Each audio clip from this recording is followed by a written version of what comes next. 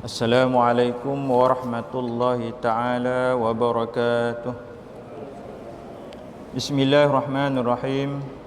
Alhamdulillahirabbil alamin wa bihi nasta'in wa la 'udwana 'alal zalimin. Wassalatu wassalamu ala asyrafil anbiya'i wal mursalin wa ala alihi wa sahbihi wa man tabi'ahum bi ihsanin ila yaumiddin. Allahumma salli ala Sayyidina Muhammadin abdika wa nabiyika wa rasulika nabi ummiyi wa ala alihi wa sahbihi wa barik wa salim taslima.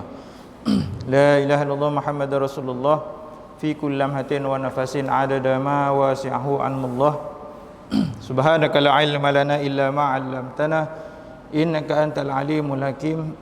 Rabbi shrah li sadri wa yassir li amri wa hlul 'uqdatam min lisani yafqahu qawli. Allahumma aftah lana qulubana fi talabil ilmi warzuqna al-ikhlasa fihi wal amala bihi wa an-nashra bihi hatta ya'tina al-yaqin. Allahumma faqihna fid din wa 'allimna ta'wil. Allahumma harimna lazata ma'asiyati warzuqna lazata ta'atik. Allahumma a'inna ala zikrika wa syukrika wa husni ibadatik. Allahumma barik lana fi Rajabin wa Sya'ban wa ballighna Ramadan. Allahumma barik lana fi Rajabin wa Sya'ban wa ballighna Ramadan. Allahumma amin summa amin walhamdulillahi rabbil alamin. Muslimin muslimat yang dirahmati Allah Ta'ala sekalian, jadi alhamdulillah bersyukur kita kepada Allah Subhanahu Wa Ta'ala kerana pada malam yang mulia, di tempat yang mulia, pada ketika dan juga waktu yang mulia, dan sudah tentulah pada bulan yang mulia, awal bulan yang mulia itu bulan Rejab. Jadi malam ni malam pertama bulan Rejab, yang mana malam pertama bulan Rejab ini disebutkan antara malam-malam yang dimustajabkan doa oleh Allah Subhanahu Wa Taala. Jadi pada malam ini banyaklah berdoa. Apa-apa hajat mudah-mudahan Allah Taala mengurniakan hajat-hajat tersebut. Dan yang paling penting berdoalah mudah-mudahan Allah angkat segala musibah, bala bencana yang menimpa kita sekarang ini, mudah-mudahan dengan keberkatan awal malam pertama bulan Rejab, dan juga mudah-mudahan dengan keberkatan majlis ilmu Allah angkat segala musibah dan bala bencana. Jadi selawat dan salam kita kepada junjungan yang mulia baginda Nabi SAW, mudah-mudahan dengan keberkatan selawat juga Allah mengangkat segala musibah dan bala bencana. Muslimin dan muslimat yang dirahmati Allah Ta'ala sekalian, jadi alhamdulillah pada malam yang ini kita sambung pengajian kita daripada kitab Bidayatul Hidayah yang dikarang oleh Hujjatul Islam Imam Abu Hamid Al-Ghazali rahimallahu taala wa nafa'ana bi 'ulumi fid dharain amin. Jadi selain daripada kita banyakkan doa, kita duduk juga dalam majlis ilmu, majlis yang barakah, juga antara perkara yang pentinglah pada malam pertama bulan Rejab dan juga malam-malam yang seterusnya dalam bulan Rejab. Mudah-mudahan Allah pertemukan kita pada bulan Ramadan pada tahun ini, yang mana kita sentiasa berdoa mudah-mudahan dengan keberkatan Rejab, Sya'ban dan juga sampailah kita kepada bulan Ramadan. Dan juga pada bulan Rejab juga antara yang dilakukan oleh para ulama ialah muzakarah, perkara-perkara yang berkaitan dengan puasa. Sebelum berjumpa dengan bulan Ramadan, akan bahaslah tentang perkara yang berkaitan dengan Ramadan ataupun puasa Ramadan. Jadi pada malam ini kita sambung pada muka surat yang ke-57. 57. Setelah mana Imam Ghazali menyebutkan empat perkara yang dianjurkan dilakukan oleh seseorang setelah mana terbitnya matahari sampailah kepada gelincirnya matahari, itu waktu zawal. Empat perkara tersebut iaitu mencari ilmu, kemudian beribadah, kemudian yang ketiga adalah berkhidmat, membantu orang-orang Islam ataupun orang-orang yang memerlukan, kemudian yang keempat adalah mencari rezeki yang halal. Maka empat perkara inilah segala darjat ataupun kedudukan di dalam agamamu. Jadi empat perkara inilah yang mengangkat segala darjat kedudukan di dalam agama seseorang. Selain daripada empat darjat ini, hanyalah tempat permainan syaitan. Ini selain daripada empat ini adalah tempat permainan syaitan, iaitu bahawa engkau mengerjakan sesuatu yang dapat meruntuhkan agamamu, wa na'udzubillah min zalik, atau menyakiti hamba daripada hamba Allah Ta'ala, maka ini adalah perbuatan golongan yang binasa. dan adalah engkau menghindarkan diri daripada mereka. Jadi maknanya seboleh-bolehnya seseorang itu dia usahalah 4 perkara ini, daripada terbitnya matahari itu awal pagi itu sampailah kepada sampailah kepada gerincirnya matahari waktu zawal. Kemudian nanti akan disebutkan nanti adab lepas daripada zuhur sampailah kepada tidur malam. Dan ketahuilah bahawasanya seseorang hamba itu dipandang dari sudut agama terbahagi kepada 3 darjat.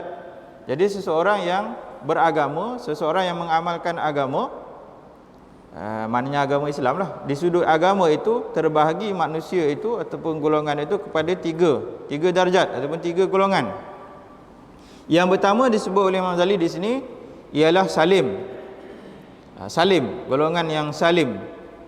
Artinya orang yang selamat, iaitu orang yang hanya menunaikan yang fardu dan meninggalkan maksiat.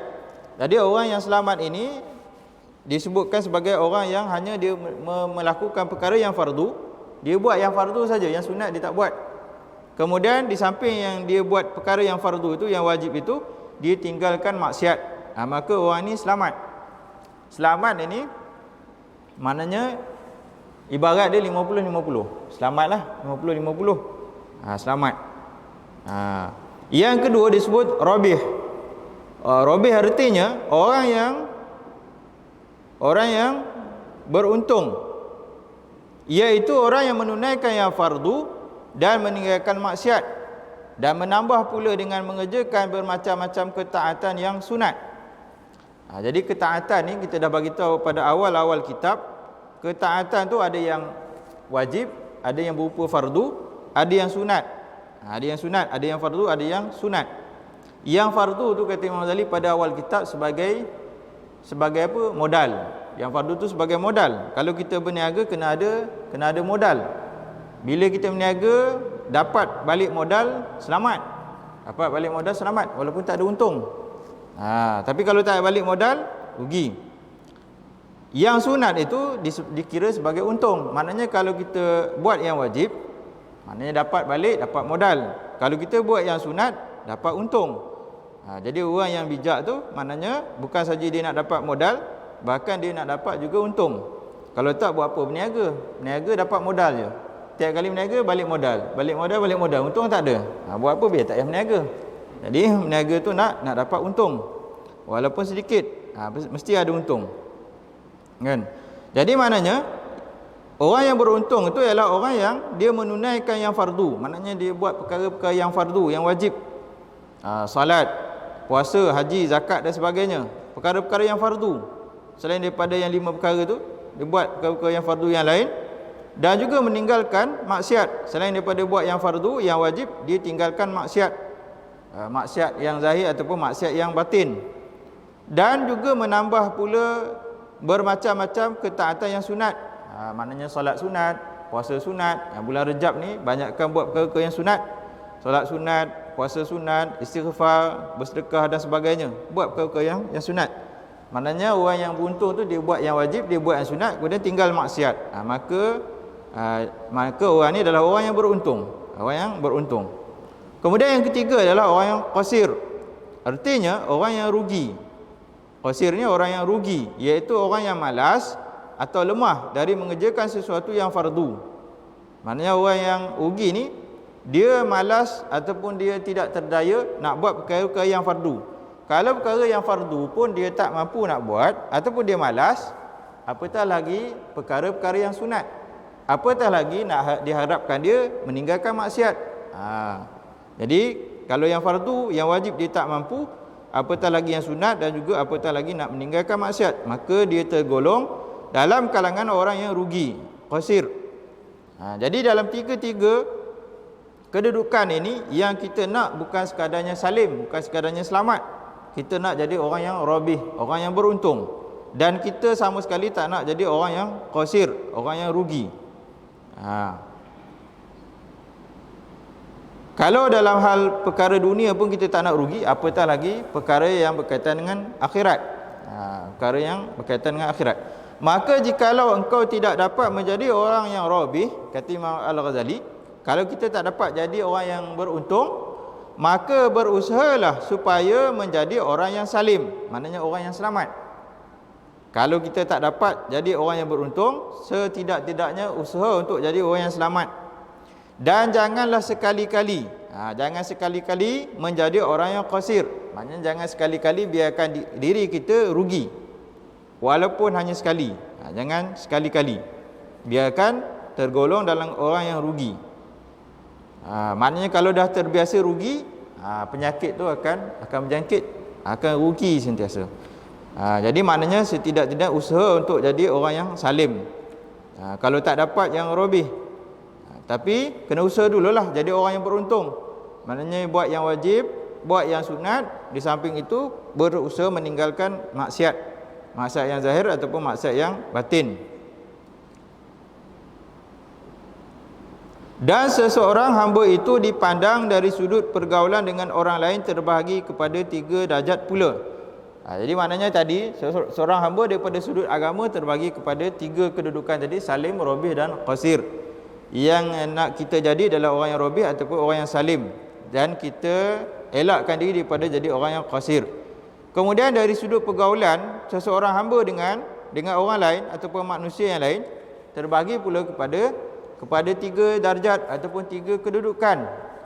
Yang pertama disebutkan oleh Imam Al-Ghazali, laksana malaikat yang mulia. Ini manusia ni, sesama manusia dalam muamalah dia, pergaulan dia dengan sesama manusia yang lain, dia ibarat malaikat, laksana malaikat yang mulia, yang suka berbuat baik kepada orang lain. Hanya ada golongan manusia ni, dia ini ibarat malaikat. Ibarat malaikat, bukan dia malaikat lah, dia ibarat malaikat. Maknanya dia suka berbuat baik kepada orang lain, iaitu seseorang yang berusaha menunaikan hajat orang lain. Apa sahaja hajat-hajat orang, dia usaha untuk tunaikan dengan cara yang penuh kasih sayang, penuh berlemah lembut, dan sentiasa melakukan perkara yang dapat menggembirakan hati mereka. Maknanya dia suka buat baik, dia buat baik itu dengan penuh kasih sayang. Dia suka kalau orang gembira, dia suka menggembirakan hati orang lain dengan perbuatan baik yang dilakukan. Maknanya ini ibarat laksana malaikat. Ini orang yang laksana malaikat, ada sifat malaikat pada diri dia. Sebab tu dalam hadis Nabi SAW sebut, ar-rahimuna yarhamhumur rahman tabaraka wa ta'ala irhamu man fil ardi yarhamukum man fis sama', atau kama qala SAW. Dalam hadis dia sebutkan orang yang berkasih sayang, orang yang ada sifat kasih sayang ni, maknanya dia sifat penyayang kepada makhluk, sama ada manusia, haiwan ataupun tumbuh-tumbuhan. Dari sifat kasih sayang itu, nanti makhluk-makhluk yang berada di langit, iaitu para malaikat, akan merahmatinya, akan menunjukkan kasih sayang, rahmat kepada orang yang berkasih sayang tadi selama mana dia hidup di dunia. Maknanya dengan manusia dia buat baik, dengan binatang pun dia buat baik. Dia ada sifat kasih sayang tu, sifat kasihan. Bahkan dengan tumbuh-tumbuhan pun sama juga. Maksudnya tak adalah sebarang-sebarang dia nak rosakkan tumbuh-tumbuhan, ataupun dia nak nak menganiaya binatang ataupun nak menganiaya manusia. Sebab apa? Dia ada sifat rahmat, ada sifat kasih sayang pada diri dia. Jadi orang ini laksana malaikat yang mulia. Kemudian yang kedua, ada juga golongan manusia selain daripada manusia yang baik-baik tadi, ada juga manusia yang laksana binatang dan benda keras, iaitu seseorang yang tidak memberi kebaikan kepada orang lain. Maksudnya kalau manusia yang pertama tadi, laksana malaikat tadi, sebagaimana dalam hadis Nabi sebut, khairun nas anfa'ahum linnas. Manusia yang baik itu dia memberi manfaat kepada manusia yang lain. Beri manfaat pada manusia yang lain. Yang kedua ni, dia laksana binatang dan benda keras, iaitu seseorang yang tidak memberi kebaikan kepada orang lain. Dia sama sekali tak membawa kebaikan kepada orang lain. Dan tidak pula menolak apa-apa perkara yang menyakiti mereka. Maknanya dia sudahlah tak memberi kebaikan kepada orang lain. apa-apa yang menyakiti orang lain, dia tak berusaha untuk menolaknya ataupun menghindarkannya. Maknanya orang ini dia laksana binatang, dan juga ibarat benda keras yang tak ada faedah apa-apa, yang tidak ada faedah apa-apa kepada manusia yang lain, bahkan membawa kemudaratan ataupun musibah kepada orang lain. Kemudian ada juga manusia yang ketiga, golongan ketiga, iaitu laksana kalajengking, ular dan binatang buas, iaitu seseorang yang tidak diharapkan kebaikannya.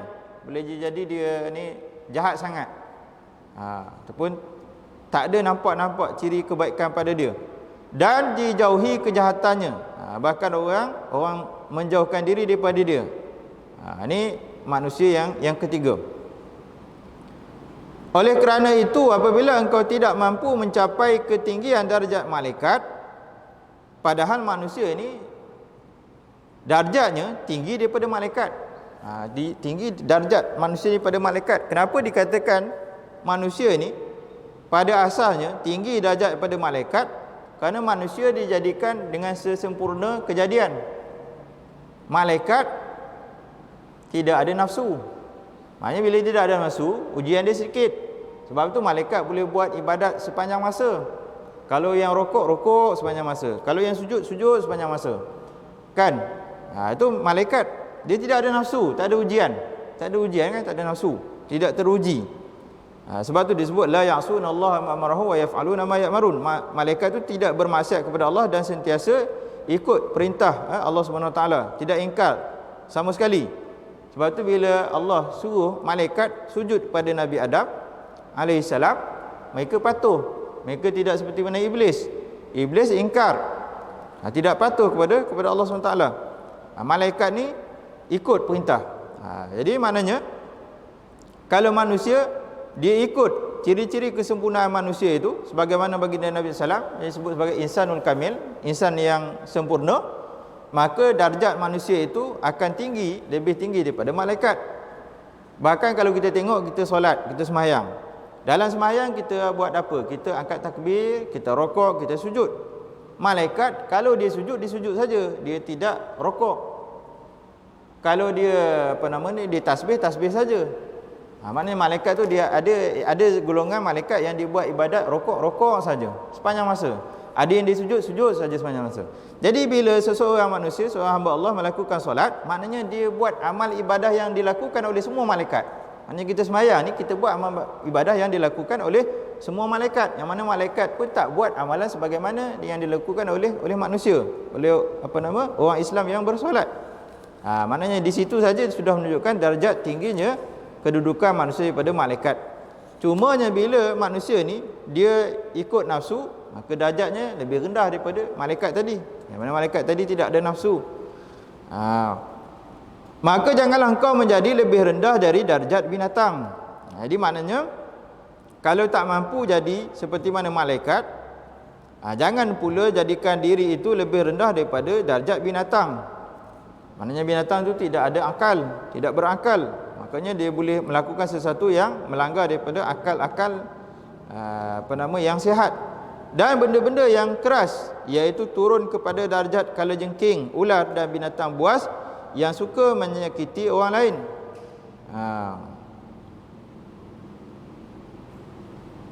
Kalajengking, ular, binatang buas, walaupun kita buat baik pada dia, belum tentu. Bahkan silap hari bulan, dia pula makan kita, ngap kita.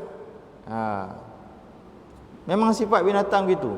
Orang kata bela singa, bela harimau kan, jinak. Bela buaya jinak. Jinak juga. Satu hari dia ngap. Memang banyak dah terbukti. Jinak-jinak binatang tu, sebab dia sifat binatang ni memang gitulah sifat dia. Dia baik macam mana pun kena hati-hati. Lama-lama dia ngap tuan dia. Kalau tuan dia boleh ngap, orang lain apatah lagi. Kan? Jadi jikalau engkau redha bagi dirimu untuk berada di bawah daripada darjat al-ala aliyin, a'la aliyin, darjat yang paling tinggi daripada segala segala yang tinggi. Maka janganlah engkau redha bagi dirimu dengan darjat asfalas safilin, darjat yang rendah daripada segala yang rendah. Jadi kalau maknanya kalau kita redha untuk letakkan diri kita di bawah darjat yang paling tinggi daripada segala yang tinggi tadi, darjat manusia tu tinggi daripada yang tinggi tu, daripada malaikat, dan maka janganlah engkau redha bagi dirimu dengan darjat yang paling rendah daripada yang rendah. Dan jikalau engkau tidak mampu membuat perkara yang dapat menguntungkan, maka janganlah membuat perkara yang merugikan. Itu dia punya konsep dia. Kalau tak mampu nak buat perkara yang menguntungkan, jangan buat perkara yang merugikan. Contohnya kita nak berniaga, kita tak ada ilmu perniagaan, tak pandai. Jadi jangan cuba-cuba, nanti rugi.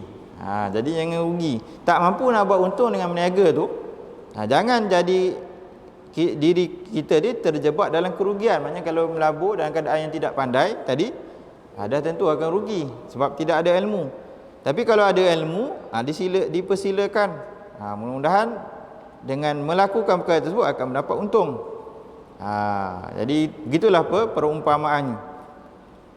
Di sepanjang hari janganlah engkau melakukan sesuatu kecuali perkara yang dapat memberi manfaat bagi akhiratmu. Jadi maknanya dalam seharian kita, daripada pagi sampai ke malam, daripada malam tidur sampai ke pagi semula, dalam tempoh 24 jam itu, jangan kita melakukan sesuatu yang merugikan, Maknanya bahkan kita usaha untuk melakukan perkara yang dapat memberi manfaat kepada akhirat kita, sama ada ibadat yang wajib ataupun ibadat yang sunat, ataupun perkara-perkara yang lain boleh membawa kepada mengumpul bekalan akhirat. Semuanya memberi manfaat. Atau sekurang-kurangnya melakukan perkara yang bermanfaat bagi kehidupan di dunia ini, yang engkau tidak dapat lari daripadanya. Maknanya kalau tidak dapat tadi, tak banyak melakukan perkara yang bermanfaat untuk akhirat, melakukanlah perkara-perkara yang bermanfaat bagi kehidupan dunia. Yang mana kalau buat perkara manfaat dalam kehidupan dunia ni pun, kalau dengan niat yang baik, perkara itu akan bawa menjadi bekalan akhirat juga. Dan engkau berhajat kepada menggunakan manfaat dunia ini untuk pahala akhirat. Yang mana kalau kita buat perkara dunia itu pun untuk manfaat dunia, mana pahala itu pun akan menjadi pahala akhirat. Contohnya tadi apa? Berkhidmat sosial, khidmat kepada orang lain, membantu orang lain. Kita bantu tu dengan niat mencari redha Allah SWT. Maknanya mencari pahala lah, walaupun tak buat perkara-perkara ibadat sunat seperti baca Quran, sembahyang sunat dan sebagainya, tetapi dengan perkara tersebut, khidmat tersebut, jadi pahala untuk akhirat juga. Jadi pahala untuk akhirat juga. Jangan kita ingat kita buat perkara tersebut hanya manfaat dunia saja. Itu pentingnya niat. Itu pentingnya niat. Oleh sebab itu Imam Ghazali selalu berpesan, kita dalam melakukan sesuatu perkara, kita perbanyakkanlah niat. Contohnya makan. Kita perbanyakkan niat. Contoh makan ni supaya nanti badan jadi sihat. Bila sihat dapat buat ibadat, dapat buat kebaikan, dapat bantu orang. Perbanyakkan niat. Bila banyakkan niat, maknanya banyaklah pahala dia. Banyaklah pahala. Itu baru niat, belum buat lagi perkara tersebut. Nanti kalau tak terbuat ataupun tidak terlaksana, paling-paling dengan niat tu tadi dah dapat pahala. Tapi janganlah niat semata-mata nak niat saja, memang tak nak buat. Janganlah macam tu. Niat tu dengan azam dia untuk buatlah. Untuk buat. Maknanya kalau tak terbuat, dapat pahala niat tadi. Kalau dia sampai terlaksana, maknanya dapat pahala niat dan dapat pahala melakukan perkara tersebut. Dan apabila engkau tidak mampu melaksanakan kewajipanmu terhadap agamamu ketika engkau bergaul dengan manusia, atau engkau tidak selamat dari membuat maksiat, maka hendaklah engkau beruzlah, iaitu mengasingkan diri daripada orang ramai. Maknanya tadi, kalau sampailah pada satu ketika dan masa yang mana manusia sudah rosak, tak dapat nak diselamatkan lagi pada ketika itu. Duduk dalam kalangan manusia pada ketika itu pun silap-silap boleh merosakkan diri sendiri. Jadi pada ketika itu hendaklah seseorang itu beruzlah, maknanya mengasingkan diri daripada orang ramai, pergi duduk jauh-jauh, pergi masuk hutan, duduk di gunung, bukit dan sebagainya. Beruzlah. Masuk hutan. Beruzlah. Maksudnya pada ketika ini beruzlah tu dengan bawa diri jauh daripada orang. Bawa diri jauh daripada orang. Tapi kalau dalam keadaan sekarang ni pun boleh uzlah juga. Maknanya uzlah tu dalam keadaan kita memang bergaul dengan manusia, bermuamalah dengan manusia. Tetapi dalam masa yang sama kita melakukan uzlah juga. Uzlah tu macam mana? Contohnya kalau ada orang bersembang kosong, kita tak campur gaul, kita jauhkan diri. Itu makna uzlah lah. Bukan mesti duduk jauh dalam hutan. Gitu pun dah boleh buat.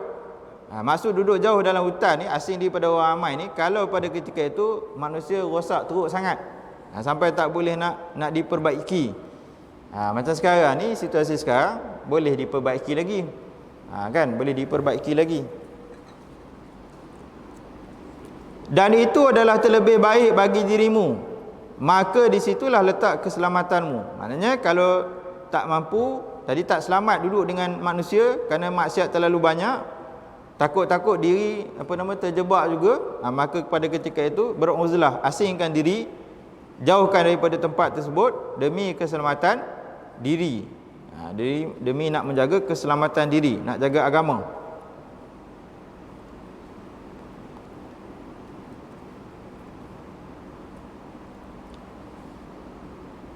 Dan apabila was-was selalu datang menarik hatimu untuk mengerjakan perkara-perkara yang tidak diridai oleh Allah Ta'ala ketika engkau beruzlah, bahkan ketika mana beruzlah pun jangan kita ingat kita selamat lagi. Uzlah tadi selamat daripada manusia. Dengan nafsu, dengan syaitan belum tentu. Dia ikut pergi ke mana-mana. Sebab tu Imam Ghazali kata, dan apabila was-was selalu datang menarik hatimu untuk mengerjakan perkara-perkara yang tidak diridai oleh Allah Ta'ala ketika engkau beruzlah, maka hendaklah engkau tidur. Maknanya ketika mana kita uzlah, kita buat ibadat, kita uzlah, kadang-kadang datang was-was, kadang-kadang datang hasutan syaitan. Macam mana Syekh Abdul Qadir Al-Jilani, ketika mana dia buat ibadat, dia duduk ibadat, datang satu suara bagi tahu pada dia, wahai Abdul Qadir Al-Jilani, pada hari ini, mulai pada aku ni adalah Tuhan kau. Mulai pada hari ini kau jangan lagi buat ibadat. Tak perlu lagi buat ibadat. Kita lah kalau tengah-tengah bertahajud, tengah-tengah malam datang suara macam tu. Wahai si fulan bin si fulan, mulai pada malam ini jangan lagi buat ibadat. Aku ni Tuhan kau. Perintahkan jangan buat ibadat lagi. Agak-agak apa? Seronoklah. Tak perlu buat ibadat. Kan? Itu kalau kita lah, kita masih lemah iman, tak kuat dengan nafsu. Apa kata Syekh Abdul Qadir tadi? Celaka engkau kata. Celaka engkau. Dia sebab dia tahu itu adalah iblis, syaitan. Tak mungkin Tuhan, tak mungkin Allah Ta'ala suruh Syekh Abdul Qadir Jalani untuk tidak buat ibadat, sedangkan Nabi SAW ibadat sampai ke wafat. Logik dia gitulah kan. Tak mungkin pula dia dapat istimewa daripada Nabi. Dan kan Nabi pun ibadat sampai ke wafat. Jadi kata dia celaka engkau syaitan. Maknanya syaitan tak boleh menipu orang yang orang yang seperti Syekh Abdul Qadir Jilani, orang yang ada ilmu. Orang yang ada ilmu, maknanya bila dia buat dalam ibadah dia tidak tertipu dengan was-was daripada syaitan. Jadi Imam Ghazali kata, kalau ketika kita beruzlah itu, kita buat ibadat, mengasingkan diri itu, datangnya was-was, yang mana was-was itu boleh menjebakkan kita kepada perkara yang Allah tak redha, maka pada ketika itu nak buat apa? Tidur lah. Tidur ajalah. Nak selamatkan diri, tidur. Pada ketika itu. Dan inilah sebaik-baik keadaan, kerana sudah menjadi pegangan kita di dalam kehidupan ini. Apabila kita tak mampu mendapat keuntungan dan kemenangan, maknanya tadi tak boleh nak buat ibadat, banyak sangat datang was-was gangguan, tak boleh nak buat ibadat, tidur. Maka ambillah peluang untuk tidur. maka biarlah kita redha dengan lari dalam mencari keselamatan. Maknanya contoh macam orang berperang lah. Kita berperang, kita berhadapan dengan musuh, tak dapat nak lawan musuh pada ketika itu, kekuatan tak sehebat musuh, apa perlu kita buat? Nak berdepan juga? Tak, kita lari dulu. Lari itu bukan penakut, lari itu untuk mengatur strategi. Nanti kita serang balik. Jadi begitulah dalam kita buat ibadat. Maknanya kita, misalnya kita baca Quran, baca jemu. Biasalah buat satu perkara ni boleh mendatangkan jemu. Bila jemu dalam satu ibadat, jemu dah baca Quran, berpindah pada ibadat yang lain. Selawat ke, zikir ke, sembahyang sunat ke. Kemudian bila buat sembahyang sunat, jemu. Datangnya bosan. Berpindah pada ibadat yang lain. Ataupun jemu dah buat sembahyang dah sampai rasa jemu, baca Quran dah sampai rasa jemu, rehat dulu. Pergi jalan-jalan ke, makan angin ke. Lepas tu nanti buat balik. Macam tu lah. Kena ada tarik tali. Kena ada tarik tali.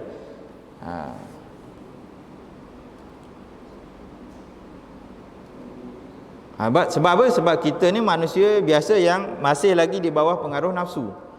Tak sebagaimana Nabi. Nabi itu tidak dipengaruhi oleh nafsu. Maka dengan sebab itu sentiasa Nabi itu dengan munajat kepada Allah SWT. Kita ni tak seperti mana gitu. Maka alangkah hinanya orang yang menyelamatkan agamanya dengan menganggurkan dirinya kerana tidur atau adalah saudara mati. Maknanya tadi kita beruzlah. Bila kita uzlah datang was-was ataupun ada gangguan, kita tak dapat nak buat apa-apa, kita tidur. Nak selamatkan keadaan, tidur. Bila tidur. Tapi kalau tidur tu pun kena hati-hati juga.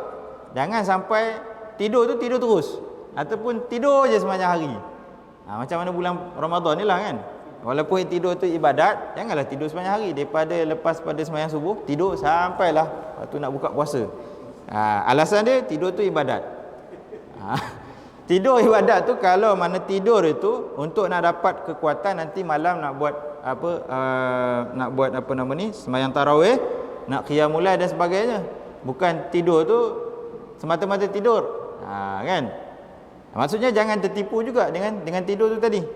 Jangan tertipu dengan tidur tadi. Maka dengan sebab tu kata Imam Ghazali, alangkah hinanya orang yang menyelamatkan agamanya, dia nak selamat daripada was-was tadi, dengan menganggurkan dirinya kerana tidur. Menganggurkan dirinya kerana tidur itu adalah saudara mati. Maksudnya tidur itu pun membawa kepada kerugian juga kalau semata-mata tidur saja. Yang bermakna pengangguran hidup dan mencontohi benda-benda yang jamid, yang tidak bergerak. Maknanya tidur tu sumpama matilah. Mati tak boleh nak buat apa-apa. Tak ada faedah yang dapat dilakukan. Seperti mana benda-benda yang mati, tak bergerak. Jadi maknanya jangan tertipu juga dengan tidur tu. Kalau nak tidur tu pun tidur sebentar je lah. Tidur sekejap saja. Nanti bila dah hilang dah was-was ataupun dah rasa hilang, dah rasa bosan tu, bangun, sambung buat ibadat semula.